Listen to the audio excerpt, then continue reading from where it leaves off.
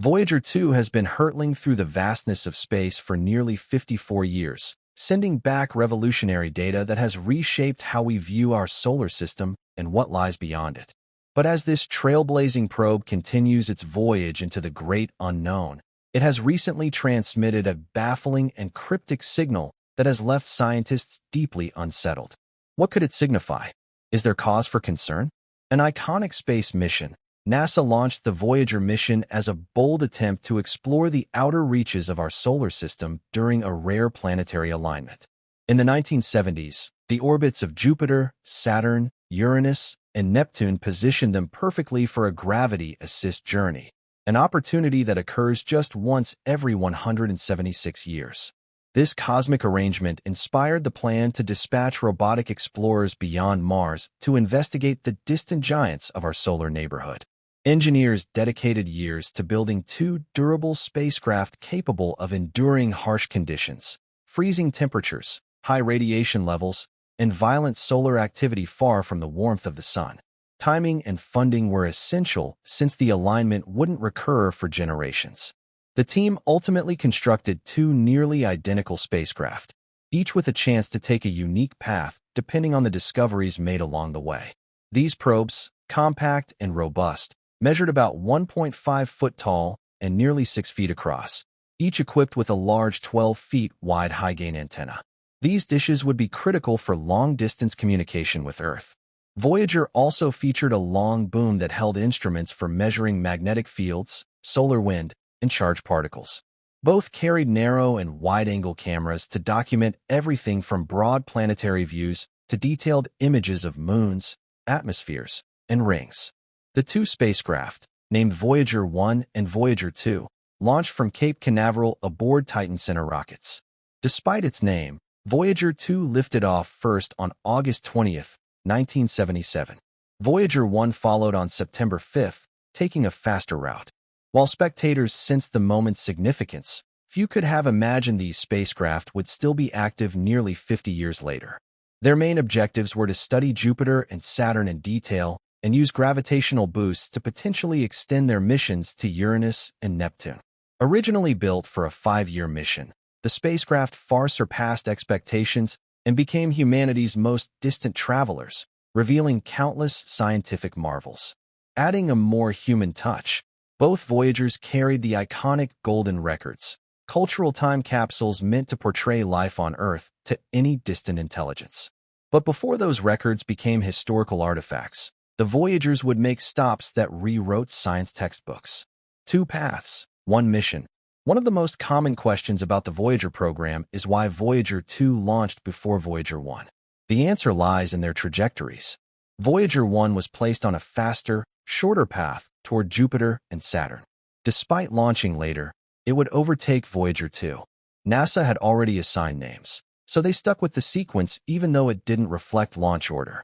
Though constructed with similar hardware, the Voyagers took slightly divergent routes. Voyager 1 was tasked with a crucial close encounter with Titan, Saturn's largest moon. This flyby would redirect it out of the plane of the solar system, preventing any future visits to Uranus and Neptune. NASA prioritized Titan due to hints of a thick atmosphere, possibly unique among outer solar system moons.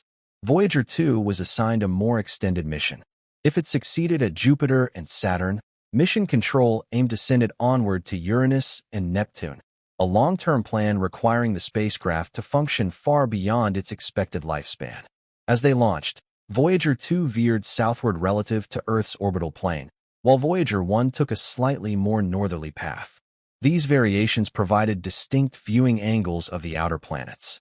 Early on, NASA tested all scientific equipment, cameras, spectrometers, magnetometers, and plasma detectors, ensuring everything worked perfectly.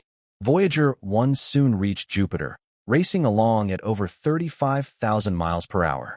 Voyager 2 followed a carefully plotted course designed for its extended mission. Both spacecraft were powered by radioisotope thermoelectric generators, RTGs, which converted heat from plutonium decay into electricity, a necessity in the dark outer reaches where solar panels were ineffective. Each also carried thrusters for navigation and advanced systems for storing and transmitting data. Though they shared a common design, their journeys were like those of siblings charting different paths on the same grand adventure. These separate routes would define their discoveries and ultimate fates. Exploring Jupiter. By 1979, both spacecraft had reached Jupiter within months of one another. This gas giant provided the first major test of their systems, and the results were astonishing. Their cameras revealed Jupiter's colorful cloud bands, the massive Great Red Spot, and one of the mission's most shocking finds, erupting volcanoes on Io, one of Jupiter's moons. Prior to Voyager's visit, scientists thought Io was a cold, crater-covered rock. Instead, they saw volcanic activity on an alien world for the first time. Io's eruption spewed sulfur compounds, painting the moon in surreal yellows, oranges, and blacks. Another revelation was the discovery of Jupiter's faint ring system, previously unknown. While Saturn's rings were well documented, Jupiter's ghostly rings hinted that such features might be common among gas giants. The spacecraft also imaged Europa's icy surface, edged with dark streaks. Later analysis built on Voyager's findings suggested a subsurface ocean could lie beneath Europa's crust, raising hopes for life. Voyager 1's closest approach came in March 1979, collecting vital data on Jupiter's intense magnetic field and powerful radiation belts. It detected lightning within Jupiter's clouds and mapped the extent of the planet's massive magnetosphere. Voyager 2 followed later that year, offering more data on Jupiter's storm systems and confirming Io's volcanic activity. The dual data streams gave scientists an in-depth understanding of Jupiter's atmosphere, moons, and rings. The probes also uncovered new Jovian moons, expanding the known celestial family. After their flybys, both Voyagers used Jupiter's gravity to slingshot towards Saturn, conserving energy and boosting their speeds. Saturn up close. Saturn had long fascinated astronomers with its magnificent rings, but Voyager's arrival provided an unprecedented view. Voyager 1 reached Saturn in late 1980 and immediately began sending back striking images. What looked like solid bands from Earth were revealed to be intricate patterns of icy particles and countless mini-rings. During its flyby, Voyager 1 discovered several moons, Atlas, Prometheus, and Pandora, circling within or near the rings. These shepherd moons appeared to guide and shape the ring structures. By using radio waves to scan the rings, scientists determined they were composed mainly of water ice with some dust. But the highlight of Voyager 1's Saturn mission was its close encounter with Titan. With its dense, hazy atmosphere rich in nitrogen, Titan resembled early Earth in some ways. The flyby gathered key data, but the chosen trajectory sent the spacecraft out of the solar system's plane, making further planetary visits impossible. Voyager 2 arrived at Saturn in mid-1981, flying a flatter trajectory so it could continue onward to Uranus. It verified many of Voyager 1's findings while adding more observations of Saturn's weather patterns. Though less chaotic than Jupiter, Saturn's atmosphere featured powerful storms and fierce winds. A key moment came when Voyager 2 passed behind Saturn from Earth's line of sight, allowing its radio signals to pass through the rings. The resulting data provided insights into ring density and thickness. After Saturn, Voyager 1 began its climb out of the solar system. Meanwhile, Voyager 2 remained on course for more distant, unexplored worlds, into the ice giants Uranus and Neptune. Uranus and Neptune. When Voyager 2 set course for Uranus, scientists had little more than blurry telescope images of the planet. No spacecraft had ever visited. The discoveries made at Jupiter and Saturn only heightened curiosity about what lay ahead. In January 1986, Voyager 2 arrived at Uranus. It documented the planet's dim, narrow rings and recorded its extremely low temperatures, around -350 degrees Fahrenheit, making it the coldest planet. Uranus's sideways tilt likely affects its internal heat circulation, contributing to its deep freeze. The spacecraft found 10 new moons, each irregular and scarred from past impacts. Its instruments studied the strange tilt of Uranus's magnetic field, which produced unusual asymmetric magnetic effects. Next came Neptune.